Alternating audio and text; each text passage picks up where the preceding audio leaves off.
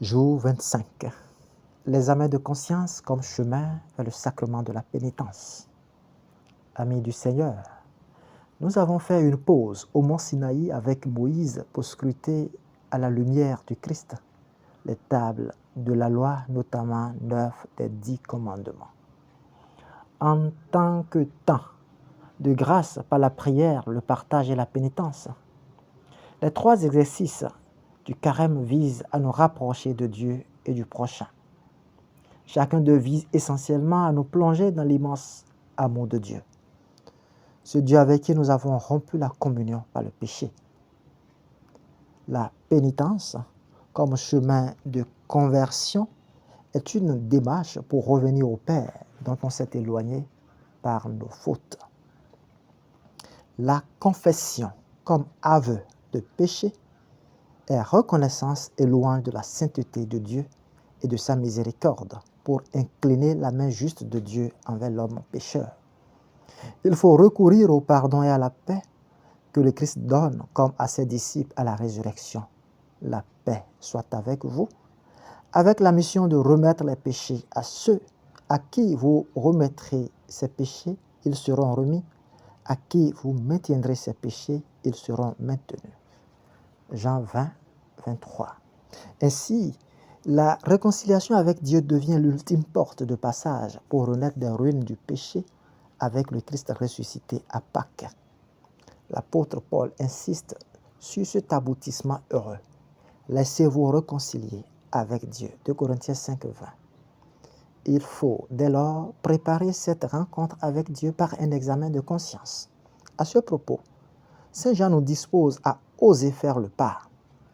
Si vous avez péché, ne perdez pas confiance. Nous avons un défenseur auprès du Père, Jésus-Christ, le juste. Il est la victime parfaite pour nos péchés, et non seulement pour les nôtres, mais encore pour ceux du monde entier. 1 Jean 2, versets 1 à 2. Avec quoi peut-on concrètement examiner sa conscience? Il nous faut prendre appui sur la parole de Dieu, la parole qui fait vivre éternellement et qui disperse les ténèbres. Ta parole est la lumière de mes pas, la lampe de ma route. Psaume 118, verset 105. Ainsi, nous pourrons nous servir des 10 paroles de Moïse, le décalogue, pour examiner notre relation à Dieu et au prochain. Un tel travail demande le recueillement, le silence, d'où l'invocation du Saint-Esprit qui nous aidera à scruter nos actes bons et mauvais. Toute la loi consistant à aimer Dieu et le prochain comme nous-mêmes, nous pourrons faire attention aux offenses faites à Dieu, à celles infligées au prochain et à nous-mêmes. Les 10 commandements peuvent aider dans ce sens. Jésus insiste sur son attachement aux commandements. Pas un seul trait de la loi ne passera. Et plus instamment, si vous m'aimez, vous garderez mes commandements. Outre les 10 commandements, nous avons la charte de la vie chrétienne donnée par Jésus sur la montagne connue sous le nom de béatitude en Matthieu 5, versets 3 à 11. Heureux les pauvres de cœur, car le royaume des cieux est à eux. Heureux ceux qui pleurent, car ils seront consolés. Heureux les doux, car ils recevront la terre en héritage. Heureux ceux qui ont faim et soif de la justice, car ils seront rassasiés.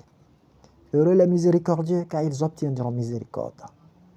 Heureux les cœurs purs, car ils verront Dieu. Heureux les artisans de paix, car ils seront appelés fils de Dieu. Heureux ceux qui sont persécutés pour la justice, car le royaume des cieux est à eux. Heureux êtes-vous si l'on vous insulte, si l'on vous persécute et si l'on dit faussement toutes sortes de mal contre vous à cause de moi. La parole de Jésus étant vie et esprit, elle peut nous rejoindre à n'importe quelle page de la Sainte Écriture pour favoriser notre examen de conscience. Ainsi, beaucoup de références bibliques peuvent nous aider à préparer notre confession. Ainsi, chez Saint Luc, on peut trouver ces paroles. Aimez vos ennemis. Soyez miséricordieux comme votre Père est miséricordieux. Ne jugez pas et vous ne serez pas jugés. Ne condamnez pas et vous ne serez pas condamnés. Pardonnez et vous serez pardonnés.